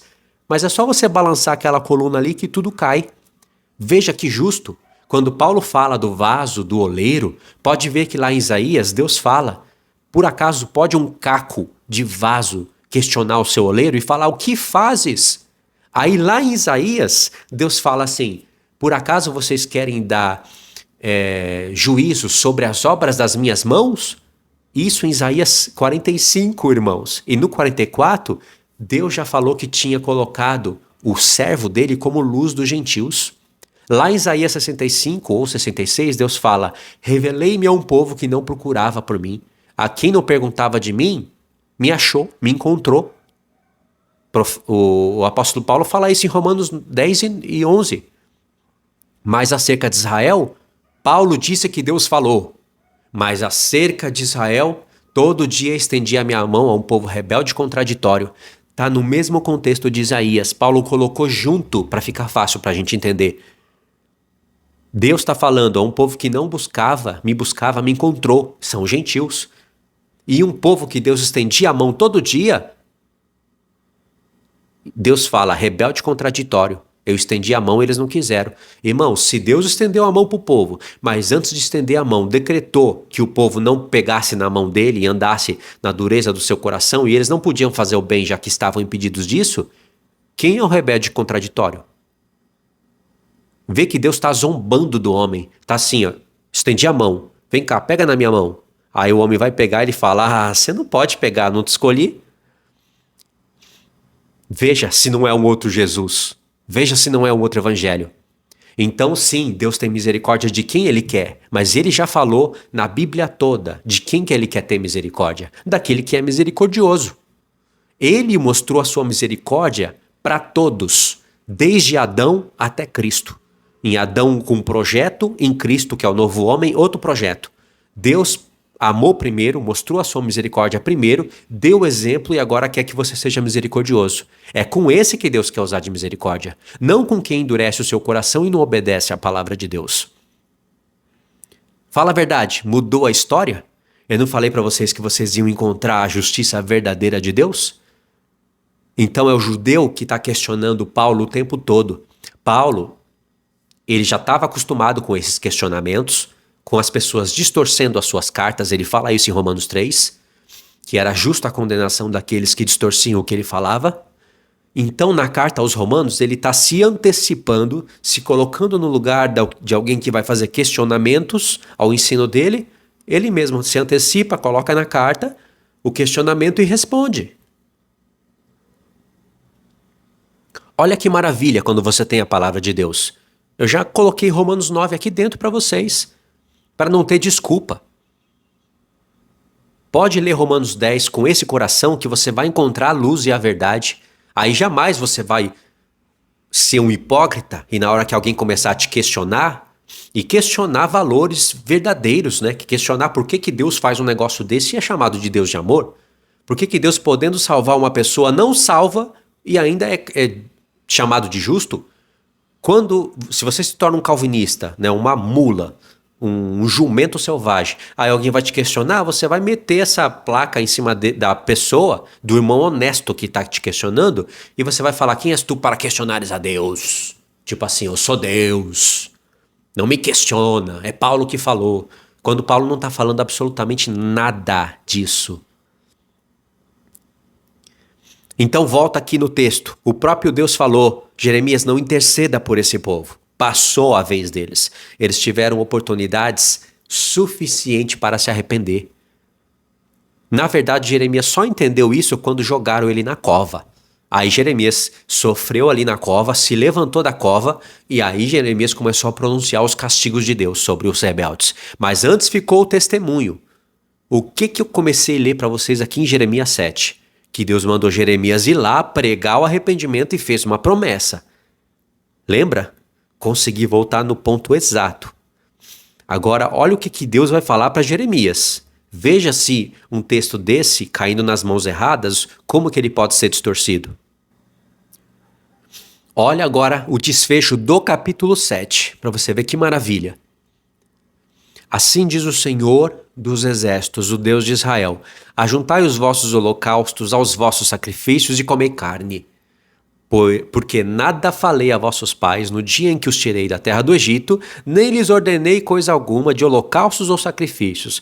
Aqui já deveria ser um grande ponto de interrogação, porque nós vemos no livro de Êxodo, de Levítico, de Números inteirinho Deus falando de sacrifício. Mas só que aqui é um testemunho que só entende quem conhece a revelação do tabernáculo do testemunho. E qual era a vontade de Deus enquanto a antiga aliança estava sendo estabelecida. Porque nós chamamos de antiga aliança porque tem uma nova. Lá no passado não era antiga, era a aliança de Deus. Claro que nos desígnios de Deus um dia ela haveria de se tornar antiga. Então houve um tempo de transição de um povo que não tinha aliança e recebeu a aliança. E depois há um tempo de transição de um povo que tem aliança e depois passa a receber uma nova. Os calvinistas não entendem nenhum e nem outro. E nem vão entender. Aí Deus fala: mas isto lhes ordenei, dizendo: dai ouvidos à minha voz. Aqui são os 10 mandamentos. E eu serei o vosso Deus, e vós sereis o meu povo. Andai em todo o caminho que eu vos ordeno, para que vos vá bem. E ainda Deus, lá em Deuteronômio 30, tomou os céus e a terra como testemunha de que ele propôs 2 caminhos e disse para o povo fazer o bem. Embora Deus já conhecesse quem faria o bem e quem não faria, ele propôs o caminho para ambos e até para aquele que não iria fazer o bem, ele desejou que fizesse. Essa é a palavra de Deus. Isso é saber discernir a presciência de Deus e julgar a sua soberania junto com o amor e com a justiça. Isso é de verdade. Mas não deram ouvidos, nem atenderam, porém andaram nos seus próprios conselhos e na dureza do seu coração maligno. Não falei para vocês que essa expressão aparece várias vezes aqui? Veja como tudo isso daqui tem muito a ver com o que Paulo fala lá em Romanos 9. Verso 25. Desde o dia em que vossos pais saíram da terra do Egito até hoje, enviei-vos todos os meus servos, os profetas, todos os dias, começando de madrugada eu vos enviei. Mas não me destes ouvidos, nem atendestes, endurecestes a cerviz e fizeste pior do que os vossos pais. Dir-lhes-ás, pois, todas essas palavras, Deus falando com Jeremias, mas não te darão ouvidos. Chamá-los-ás, mas não te responderão. Imagine isso daqui caindo nas mãos de quem tem um coração ruim, como os calvinistas. Eles vão falar: tá vendo? Ó, Deus decretou para que o povo não ouvisse. Não, Deus apenas está prevendo o que vai acontecer. Se Deus já sabe, aqui nesse momento, o que vai acontecer depois do milênio, e já até anunciou muitas coisas sobre o reino milenar nos profetas, até em Gênesis tem porções do reino milenar, como que Deus não vai anunciar essa coisa tão perto aqui? E se o povo não vai ouvir, por que Deus manda Jeremias ir pregar então? Irmãos, para se cumprir toda a justiça. Deus sabe que vai acontecer. E Deus sabe que eles vão reprovar, que eles não vão ouvir. Só que os céus ainda não viram, não presenciaram isso. E nem a terra. E se Deus tomou os céus e a terra por testemunha, eles têm que ser testemunhas oculares de que Deus está querendo salvar e o povo não está querendo ouvir. E Deus já avisa Jeremias para Jeremias não cair em decepção maior do que ele já estava. E ele, na verdade, ele iria sofrer muito ainda, né? Está no capítulo 7. Mas Deus está falando: Jeremias, eles não vão te ouvir. Deus não pode agir dessa maneira aqui que eu vou falar para vocês. Jeremias, se eu for lá falar para você pregar, eles não vão te ouvir, eles vão te jogar na cova, eles vão tentar te matar, eles vão tramar todo dia contra a tua vida. Você vai ser como um cordeiro levado ao matadouro. Isso tem no profeta Jeremias, que inclusive fala até de Cristo. Então vamos evitar tudo isso? Eu já sei o que vai acontecer, eu já falo aqui para os anjos escreverem tudo antes de acontecer, e vamos evitar tudo isso, vamos despejar logo o castigo. Irmãos, Deus não age assim. Mesmo que Deus já sabia que isso iria acontecer e propôs um arrependimento verdadeiro, uma proposta de verdade, e já disse, eles não vão te ouvir, isso não anula a justiça de Deus. A infidelidade deles, a incredulidade deles, não anula nada de Deus, nem justiça, nem amor, nem soberania. E de fato as coisas aconteceram como Deus disse que ia acontecer, não porque ele decretou da maneira calvinista. Claro que tudo que acontece está dentro dos decretos de Deus, mas dentro dos propósitos e decretos de Deus, ele mesmo já contava com sua vontade sendo rejeitada vez após vez. E aqui no capítulo 7 nós lemos um monte de coisas onde a vontade e os decretos de Deus não foram obedecidos. E assim os céus têm testemunhas, os anjos estão escrevendo as obras desses personagens aqui no livro das obras, para eles serem julgados lá no grande trono branco, conforme a reta justiça. E nós que somos testemunhas agora sabemos que Deus mostrou, esperou acontecer, não para ele saber, mas para nós sabermos. E aí nós temos um evangelho puro e não uma porcaria calvinista. Mas vamos imaginar só por um momento, vira um calvinista só por um momento e veja o tipo de coração que você teria caso você fosse um calvinista. Bom, Deus decretou aqui que ninguém vai ouvir, né, etc, etc. Então, eles iriam ouvir se Deus quisesse que eles ouvissem, mas como Deus não amou eles, não fazem parte dos eleitos, Deus decretou que eles não ouvissem, eles vão seguir os seus próprios caminhos. Deus não tem nada a ver com isso. Deus chamou ali, igual Pilatos fez. Eu não tenho nada a ver com o sangue desse justo. No caso aqui são injustos, mas Deus chamou as testemunhas e falou, vou lavar as minhas mãos, eu não fiz nada, eles que são autores dos seus próprios pecados, eu poderia evitar, mas eu não quero, eu sou Deus, então eu escolho como eu vou agir. E olha só qual seria a consequência de tudo isso. Olha o carnaval e o Deus hipócrita que você estaria servindo. Nós paramos no verso 27, né? No verso 28? No verso 27. Continua. Dir-lhes-ás, esta é a nação que não atende à voz do Senhor Deus. É claro, eu já havia predestinado isso. E não aceita a disciplina. Obviamente, isso já estava nos meus decretos. Já pereceu, a verdade foi eliminada da sua boca. Verso 29. Não se espanta, viu? Isso daqui nós estamos fazendo agora. Nós estamos nos colocando agora na versão calvinista. Corta os teus cabelos consagrados, ó Jerusalém, e põe-te a prantear sobre os altos desnudos, porque já o Senhor rejeitou e desamparou a geração, objeto do seu furor. Porque os filhos de Judá fizeram o que era mal perante mim, diz o Senhor, puseram seus ídolos abomináveis na casa que se chama pelo meu nome, para a contaminarem. Mas já estava tudo no decreto de Deus, né? Ele que escolheu que isso acontecesse assim. Porque se ele escolhesse que isso não acontecesse assim e acontecesse, ele já não seria soberano, né? Rodrigo Mussolini. Verso 31. Edificar os altos de Tofete, que está no vale do filho de Remon, para queimar os seus filhos e as suas filhas, o que nunca ordenei. Ah, mas fizeram. Deus não coordenou, mas fizeram. Se Deus não coordenou, como é que ele decretou isso? Nem me passou pela mente. Não, de alguma maneira isso passou pela mente de Deus sim, ele tem que ter decretado. Se um avião caiu e a besta do Rodrigo Mussolini foi ao vivo, lá no púlpito, falar que Deus decretou aquilo, ele estava só imitando o John Piper, viu? O avião caiu e aí eles querem explicar o porquê que o avião caiu e Deus não segurou o avião lá em cima. Então eles teve que falar que Deus planejou a queda do avião, o lugar que ele ia cair, as pessoas que iriam morrer e como iriam morrer. Porque senão Deus não é soberano. E as pessoas olham isso, irmãos, e falam, realmente, o nosso Deus é Deus soberano. É como se Deus estivesse assim num dia normal, né? No dia da sua eternidade, normal, e falasse assim: bom, eu tenho que provar pro pessoal que eu sou soberano. O que a gente faz hoje? Vamos derrubar um avião? Vamos derrubar um avião. O avião vai cair ali, vai morrer todo mundo, porque eu não amei aquelas pessoas. E aí os meus servos lá embaixo vão entender que isso daqui é coisa da minha soberania. Fala a verdade. Você quer fazer parte desse grupo? Nos primeiros versos aqui, irmãos, Deus vai continuar falando da tragédia que virá sobre o povo, sobre os sacerdotes, sobre Jerusalém. Coisas horríveis, né? Horríveis mesmo. E aí, olha o texto que diz aqui no verso 3, e a partir do verso 3 a gente dá uma lida, né? Não dá para pular tudo, mas também não dá para sair lendo tudo.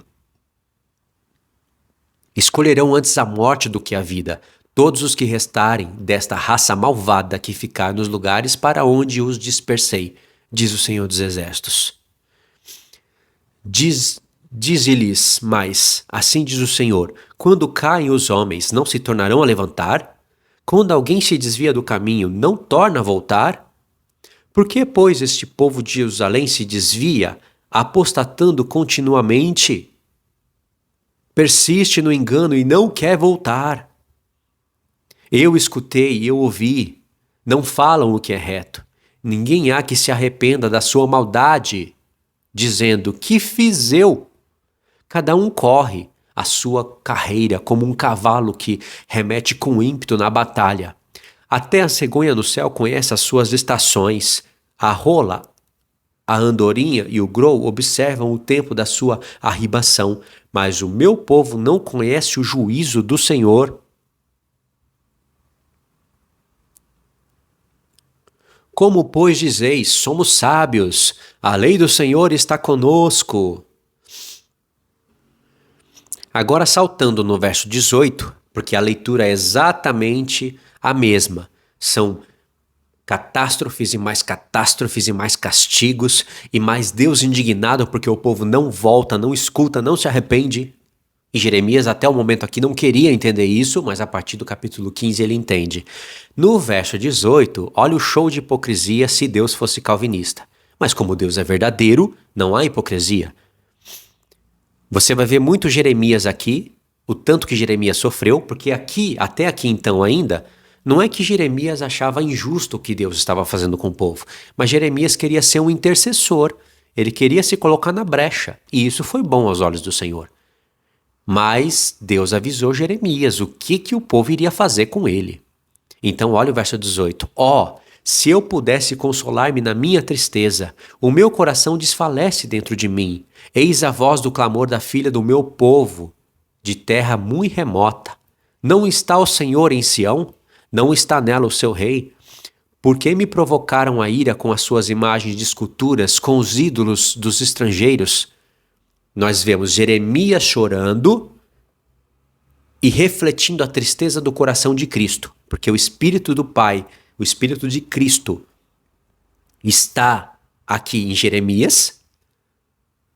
Cristo não chora, porque ele não se fez carne aqui ainda, né? Mas ele vai chorar lá no futuro. E vai falar, não vai falar? Chorando. Jerusalém, Jerusalém, que mata os profetas e apedreja os que te são enviados. Quantas vezes eu quis juntar os seus filhos como a galinha junta debaixo das suas asas os seus pintinhos, e vós não quisestes. Jesus falou essa frase chorando, irmãos. E nem assim aquele homem perverso do Augusto Nicodemos consegue parar de distorcer a Bíblia. Porque ele explicou esse texto. Sabe o que ele falou? Ele falou assim: e aí, será que o homem perde a salvação? Será que o calvinismo está errado? Não, Jesus era 100% Deus, mas também era 100% homem. Ele estava chorando como um homem chora, normal. Olha o que ele teve coragem de falar. E a burrice dele é tão grande que quando Jesus fala chorando, Jerusalém, Jerusalém, quantas vezes eu quis, ele está falando não daquele momento. Ele está falando da época em que ele enviou os profetas. E isso não era quando ele estava em carne. Isso é o que nós lemos aqui em Jeremias 7. Eu madrugando te enviei profetas, falando para vocês se arrependerem, mas vocês não ouvem. Nós não lemos isso em Jeremias 7? Nós não vemos aqui Jesus o tempo todo? Então, Jesus está chorando, falando: quantas vezes eu quis, mas vocês não quiseram. Logo, a vontade de Deus foi rejeitada continuamente.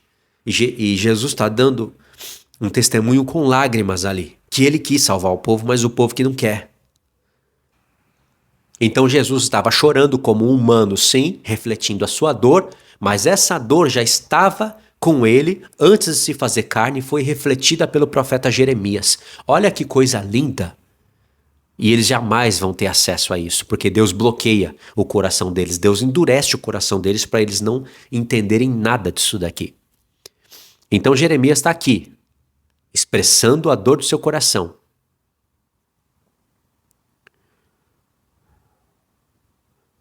Verso 20: passou a cega, findou o verão, e nós não estamos salvos.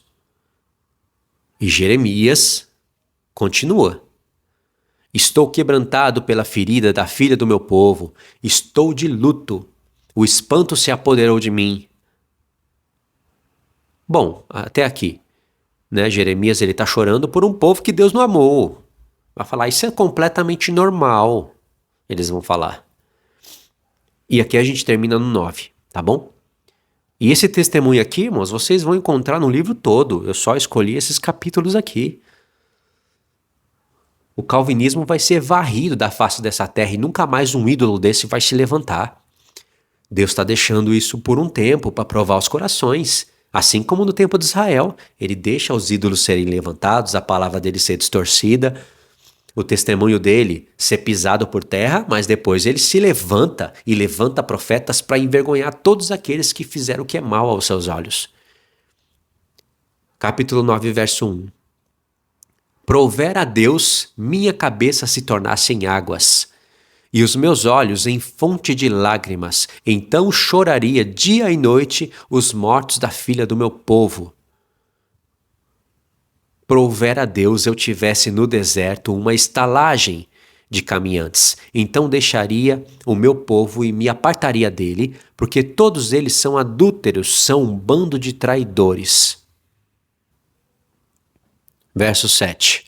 Portanto, assim diz o Senhor dos Exércitos: eis que eu os acrisolarei e os provarei, porque de que outra maneira procederia eu com a filha do meu povo? Flecha mortífera é a língua deles, falam engano, com a boca falam cada um de paz com o seu companheiro, mas no seu interior, arma cilada. O calvinismo faz isso, só que ele faz num módulo de nova aliança. Eles falam de paz e de amor, mas que só funciona entre eles. Só que a cilada que eles armam para os seus companheiros é fazer com que Deus coloque eles como pessoas odiáveis. Porque é pregado no nosso meio que se falar que Deus odeia alguém ou que você odeia alguém é discurso de ódio. Eles vão lá para o texto do Novo Testamento que fala de amor e comunhão, mas eles não veem na palavra de Deus, Deus odiando os nicolaítas, Deus odiando o pecado e o pecador que não quer se arrepender. É claro que Deus amou a todos, sem exceção. Mas após a pessoa ouvir a verdade e rejeitar, Deus passa a odiar, assim como ele odiou Esaú, que representa Edom, não só um homem, mas uma nação, e Edom, como é aquele que vende o seu direito de primogenitura por causa de coisas de carne, de comida e faz aliança com Ismael, isso reflete nos nossos tempos os filhos da carne. Ou seja, Deus odeia quem rejeita a palavra dele. Ele não vai ficar amando o pecador para sempre. E aí, olha o que Satanás arma para o povo. Satanás sabe que Deus é justo e que não importa se é o povo eleito ou não, fez o que é mal diante dos olhos deles e não se arrependeu, Deus vai matar, Deus vai castigar e matar. E isso é para mostrar a justiça dele, porque Deus não faz acepção de pessoas. O calvinismo faz, Deus não faz. Verso 9. Acaso por essas coisas não castigaria? Diz o Senhor, ou não me vingaria de nação como esta? Pelos montes levantarei choro e pranto pelas pastagens do deserto. Lamentação, porque já são queimadas e ninguém passa por elas. Já não se ouve ali o mugido de gado, tanto de aves dos céus como de animais. Fugiram e se foram. Você acha que esse texto aqui, quem está falando é quem? E quem é que vai praticar ele? Obviamente que é Jeremias. Só que Jeremias chorou no seu tempo, Jesus chorou no dele. Jesus veio e chorou. Ele pregou arrependimento, ele falou para os judeus: eu falo isso para que vocês sejam salvos. Os calvinistas jamais usam textos assim, eles pulam tudo isso. Eles só usam aqueles textos. Ninguém pode vir a mim se o meu pai não enviar. Aí depois eles dão um salto e pegam um texto que é um pouco diferente. Tipo assim, ninguém vai ao pai se não for por mim. E aí é o plano maléfico e secreto deles, que só funciona com eles. Mas entre um texto e outro, Jesus disse: eu falo isso para que vocês sejam salvos. Mas vocês não querem vir a mim? Só que eles pulam isso. Então Jesus vai chorar no tempo dele. Jeremias praticou isso uma vez e Jesus também foi pelos montes, foi orar, foi clamar ao Pai, foi jejuar e chorou por Jerusalém. O fato de estar registrado só 2 vezes que Jesus chorou não significa que ele chorou só 2 vezes. Só está registrado 2 vezes. Então você vê aqui, ó, como que seria Deus chorando por um povo que ele decidiu matar, e não decidiu matar porque o povo, com a sua escolha, fez o que é mal quando Deus quis que eles fizessem o bem. Não é nesse caso. É no caso que o povo não poderia fazer o bem porque eles não foram amados antes da fundação do mundo.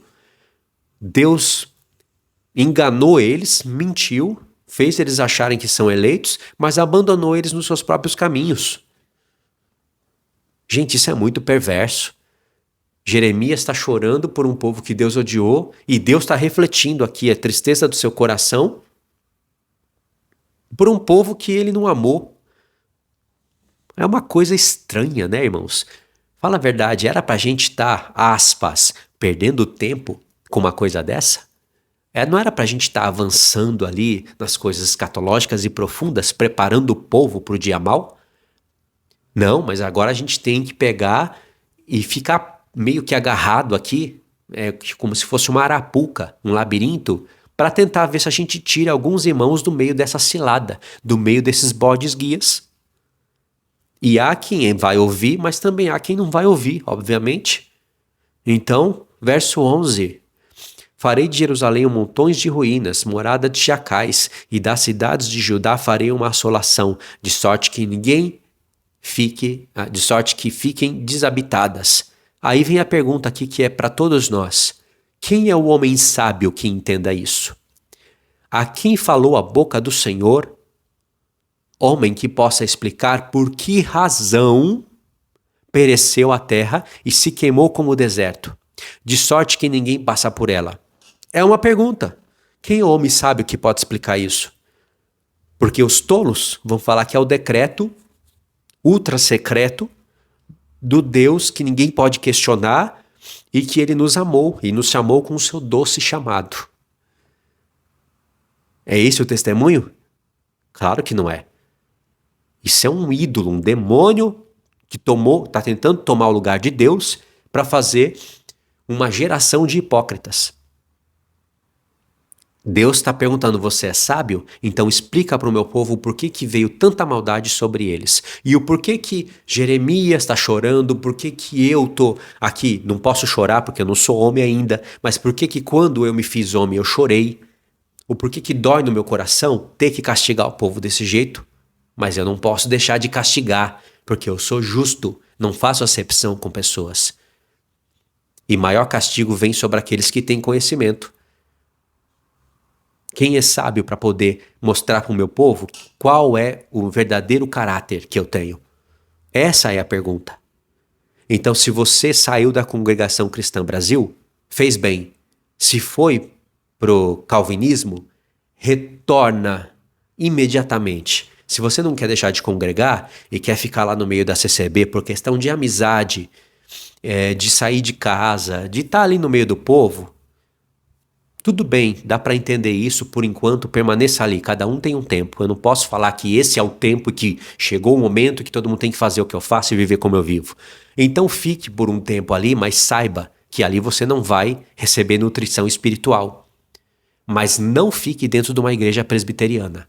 Nem por amizade, nem por família, nem por um tempo. Não fique nem por um minuto. Abandone essa igreja hoje, porque Deus vai ferir todo esse povo que não se arrepender. Quando eu falo que Deus vai ferir, não é porque eu tenho ódio e quero que todo mundo morra. É o que está escrito na palavra. Ninguém vai distorcer as palavras de Deus, fazer uma caricatura dele, distorcer todo o seu caráter, enganar o povo, fazer eles acharem que são os super eleitos e que não perdem a salvação, e vai ficar impune.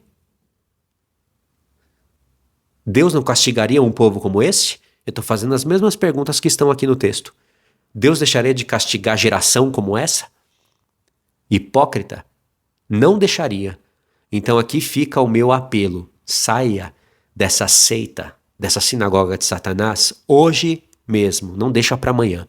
Tá bom? E se você fizer esse vídeo aqui chegar em um calvinista, você vai fazer bem. Porque alguns Deus vai endurecer o coração. Outros, Deus vai abrir os olhos e eles vão sair dessa Babilônia. Entendeu? Não é só a igreja presbiteriana, não é só CCB, não é só igreja adventista. Deus pode ter filhos aí em todos esses lugares, mas eles são filhos de Deus não porque estão nesses lugares. Eles são filhos de Deus porque aceitaram o Senhor. Eles vão ter que ouvir e entender o chamado. Sai dela, povo meu. Eu vou finalizar o estudo com esse texto. Aí a gente finaliza mesmo. 2 Coríntios 6, verso 14. Não vos ponhais em julgo desigual com os incrédulos. Porquanto que sociedade pode haver entre a justiça e a iniquidade? Ou que comunhão da luz entre as trevas? Não pensa que esse texto aqui, irmão, se limita apenas em você falar, bom, eu não posso ter comunhão só com os incrédulos. Não está falando com o povo de Deus, não. Com o povo de Deus eu tenho que ter comunhão com todos. Paulo já explicou isso na primeira carta. Se fosse assim, você teria que se retirar do mundo. Paulo não quer que você se associe com alguém que se diz irmão e anda nos caminhos errados. Com esse, Paulo fala, nem coma e nem beba. Então, esses são os incrédulos. Não está falando só de ímpio que não conhece a Deus. O contexto todo da carta, Paulo está defendendo o evangelho de Cristo, mas mostrando que há um outro Cristo aqui sendo pregado. Entendeu? Vou ter que mostrar isso para vocês, senão vocês vão falar que eu estou inventando, né?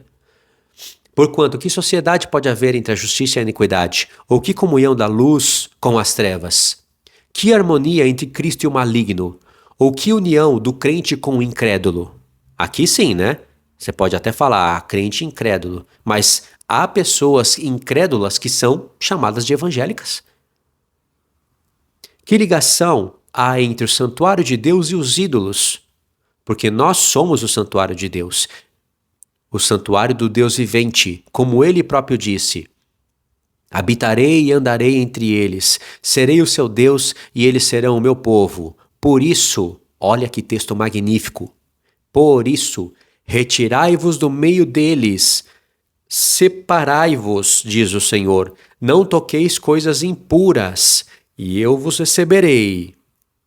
Serei vosso pai, e vós sereis para mim filhos e filhas, diz o Senhor Todo-Poderoso. Esse texto aqui, irmãos, retirai-vos dela, se originou lá em Isaías. Primeira vez que ele se originou escrito, porque na verdade se originou com Abraão. Deus falou para Abraão largar a sua terra e a sua parentela e sair da terra onde ele estava. Era Ur dos Caldeus, era a Babilônia. Depois Deus fala para o povo sair da Babilônia mesmo, um local de grande confusão, de grande prostituição. Depois, se você soma Isaías com vários outros profetas, você vai entender que Babilônia já não é somente um local. Babilônia começa a se tornar o mundo inteiro. Aí é um estudo mais aprofundado. Tanto é que lá no Apocalipse 18, essa expressão aparece num chamado final. Sai do meio dela, povo meu. Do meio da meretriz, da prostituta. Então, Paulo está usando isso daqui já no tempo dele. Retirai-vos dela não é da Babilônia lá do norte. É se retirar de tudo que tem prostituição, que tem ídolo, que tem impureza. Entendeu?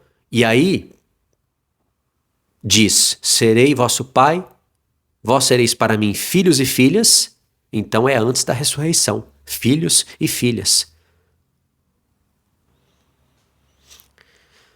E para vocês confirmarem, para eu confirmar para vocês que eu não estou inventando, olha o que Paulo fala na mesma carta em 2 Coríntios capítulo 11. Ele diz assim: quisera eu me suportasseis um pouco mais na minha loucura. Suportai-me, pois, porque zelo por vós como zelo de Deus, visto que vos tenho preparado para vos apresentar como virgem pura a um só esposo, que é Cristo. Mas receio que assim como a serpente enganou Eva com a sua astúcia, assim também seja corrompida a vossa mente e se aparte da simplicidade da pureza devidas a Cristo. Lembra que Paulo está falando aqui da ideia lá da serpente, da antiga serpente que estava lá no Éden? Essa antiga serpente que está lá no Éden, ela está lá no Apocalipse 12. E ela está enganando o povo. E uma das obras dela é ter criado, quer dizer, as duas maiores obras dela é ter criado a besta do mar e a besta da terra. E a besta da terra tem 2 chifres que parece cordeiro, mas fala como dragão. Está no Apocalipse 13. E o falar como dragão, o Apocalipse 12 já mostra que na verdade é o diabo. A antiga serpente. Veja, cheios de falsos profetas espalhados aqui, no tempo de Paulo já. Porque Paulo fala, eu receio que muitos de vocês sejam enganados. Se na verdade, vindo alguém, aqui ó, a besta da terra, já em formação no tempo de Paulo. Se na verdade, vindo alguém, prega outro Jesus, que é o que o calvinismo prega, que não temos pregado, ou aceitais espírito diferente, que não tendes recebido, ou evangelho diferente, que não tendes abraçado, a esse de boa mente o tolerais. Fala a verdade. É tudo que o calvinismo prega, e não somente o calvinismo. Outras seitas também pregam outro Jesus, um outro evangelho, um espírito diferente, e as pessoas abraçam. Em Gálatas, Paulo fala, se alguém pregar um outro evangelho, ainda que seja um anjo descendo do céu, que seja maldito. O que o calvinismo é? Maldito. Mas o calvinismo não se prega sozinho. Ele sai pela boca de alguém e as palavras que estão saindo da boca vêm do coração. Se o calvinismo é maldito e ele é pregado por alguém, essa pessoa se torna o quê? Bendita do Senhor? Amada? Se torna maldita. E eles estão apresentando um outro evangelho. O que eles pregam é o quê? Bendito? É maldito. Entendeu a conta? Entendeu que é Bíblia isso que eu estou falando para vocês? Então, graças a Deus, essa palavra da restauração chegou na gente para tirar a gente dessa suposta reforma. Agora, esse vídeo aqui é um gancho para um outro. Eu falei de suposta reforma, não falei? Eu terminei as palavras do vídeo falando de reforma, que não é reforma. É uma estratégia que Satanás criou para enganar o povo. No vídeo parte 2, dessa parte aqui, né? É a parte 1. Essa daqui é a parte 1, é a continuação dos outros, mas é a parte 1. Na parte 2, eu vou falar sobre essa suposta reforma, tá bom? Deixa nos comentários tudo que você entendeu e segue todos os links, porque no comentário vai ter a playlist geral, vai ter a parte 1 e a parte 2, vai ter a continuação do vídeo anterior, que também tem parte 1 e parte 2, vai estar tudo alinhado, você não vai se perder. Você que vai escolher por onde começa, tá bom? Aos irmãos que me ajudam, que têm cooperado na minha vida, eu estou muito feliz, agradeço mesmo em nome do Senhor Jesus. Muitos irmãos nos comentários pedem o link do grupo para poder me ajudar. É ajuda voluntária, não é comércio, não é cobrança, não é venda de curso, não estou chamando ninguém para o seja membro, é ajuda voluntária. Os irmãos que querem me ajudar, de vez em quando eu deixo o link lá nos vídeos, mas eu faço isso, irmãos, eu procuro fazer o mínimo possível, porque enquanto eu tenho o que me é suficiente, eu não vou ficar ali apelando em todo comentário fixo, falando aqui tá o Pix, aqui tá isso, aqui tá aquilo, aqui tá ofertante, aqui seja membro, aqui tem curso, aqui tem camiseta. Isso é uma baita de um comércio, irmãos. Jesus vendo isso, ele pega uma zorrague e arrebenta com a minha vida. Se não fizer isso agora, ele vai fazer depois. Eu convido pessoas de vez em quando para ajudar no grupo, porque a pessoa entra no grupo, um grupo que não foi criado por mim, foi criado voluntariamente, lá tem o que os irmãos estabeleceram, e eu não vou ficar mudando o que os irmãos estabeleceram. Eles estabeleceram uma quantia inicial, você dá o que você quiser, mas tem ali uma sugestão. Eles estabeleceram que é uma ajuda durante 1 ano, é uma sugestão, você não é obrigado, não tem contrato. Tem pessoas que me ajudam há 2, 3 anos. E tem pessoas que me ajudam só durante um tempo e depois saem.